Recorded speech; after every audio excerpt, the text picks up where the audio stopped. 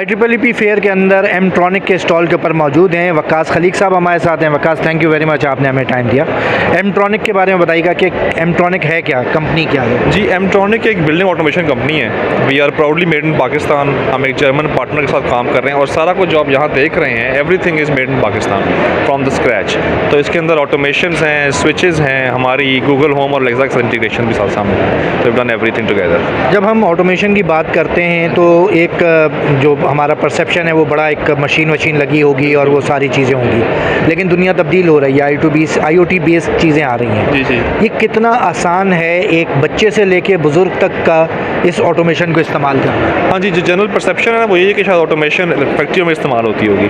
अब ये घरों में बिजनेस में आ गई है, तो ये बहुत ही सीधा सिंपल है। सिंपल थिंग लाइक आप वॉशरूम गए तो लाइट ऑन खुद ब खुद हो गई है, और आप घर से निकले तो AC ऑफ हो गए हैं, या आप घर के पास आ रहे हैं तो दोबारा AC ऑन हो गए हैं। ये सारा कुछ ऑटोमेशन से ताल्लुक़ करता है। और हमने जो पिछले 1 साल की जर्नी हमने किया है, हमारे 5000 से ज़्यादा प्रोडक्ट्स डिप्लॉयड हैं, और उसके जितने भी कस्टमर्स हैं उनकी लाइफ के अंदर कन्वीनियंस का जो है ना एक्सपोनेंशियल एडिशन हुई है। तो आप जिस तरह कह रहे हैं वो बिल्कुल बात ठीक है कि ये शुरू में तो आज से 10 साल पहले तो मशीनी चीज़ थी कि मशीनरी और इंडस्ट्री के अंदर लग रही होगी। अब ये home automation is common specially in the developing countries.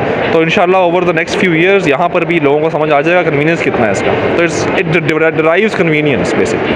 तो आपने कहा कि कमरे से बाहर निकले और लाइट बंद हो गई, तो क्या उसको कैसे बताना पड़ता है कि यार ये जब मैं कमरे से बाहर निकलूँ और लाइट बंद हो जाए या AC बंद हो जाए, या ऐप के ज़रिए खुद करना पड़ता है, क्या होता है? 2-3 तरीके हैं। एक तो आप ऐप के थ्रू कर सकते हैं, स्विचेस आपके हैं जैसे हैं, फिर सेंसर हम बनाते हैं साथ, वो कमरे के अंदर आपकी डिटेक्ट करता है प्रेजेंस। आप जब बाहर जाते हैं, टाइमर लगाया होता है अपने ऐप के थ्रू, फिर 10 मिनट बाद लाइट ऑफ कर दें या 15 मिनट बाद लाइट ऑफ कर दें। तो उस लिहाज से टाइमर बेस्ड, लाइट बेस्ड, खुद पे खुद ऑन या ऑफ हो जाती है। अच्छा, और जो बने बनाए मकान हैं, पुराने हो गए हैं, 10-15 साल पुराना मकान बना हुआ है, जी जी। उसके अंदर अगर आपकी ये चीज़ करनी पड़े तो उसकी कितनी तब्दीली करनी पड़ती है इंफ्रास्ट्रक्चर के अंदर, और कॉस्टिंग कहाँ तक जाती है? हाँ जी, बिल्कुल आपका अच्छा सवाल है ये। सो हमारे पास एक we have created a smart relay, छोटी सी रिले है जो आपके एग्जिस्टिंग स्विचेस के पीछे लग जाती है। ये आपको लगाने की ज़रूरत भी नहीं होगी, आपके एग्जिस्टिंग स्विच ही ऑटोमेट हो जाते हैं। तो वो उसके अंदर तब्दीली की ज़रूरत है ही कोई नहीं, ना कोई पेंट है ना कोई वर्क है। एग्जिस्टिंग स्विच खुलेगा, पीछे रिले लगेगी एंड दैट्स इट। तो कॉस्टिंग का क्या? सो कॉस्टिंग अंदाज़न वो इस नए स्विच से एक रिले जो है वो 40% सस्ती है, तकरीबन 35% तक सस्ती है। अच्छा, आपने कहा ये सारा पाकिस्तान में बन रहा है। जी जी। और इस वक्त इकोनॉमिक क्राइसिस के अंदर मेक इन पाकिस्तान और मेड इन पाकिस्तान की भी बड़ी बात हो रही जी है, जी। लेकिन कस्टमर दूसरी तरफ जो है बड़ा रिलेक्टेंट भी होता है कि यार क्या वही क्वालिटी मिल पाएगी जो हमें बाहर से मंगाने के ऊपर होती है।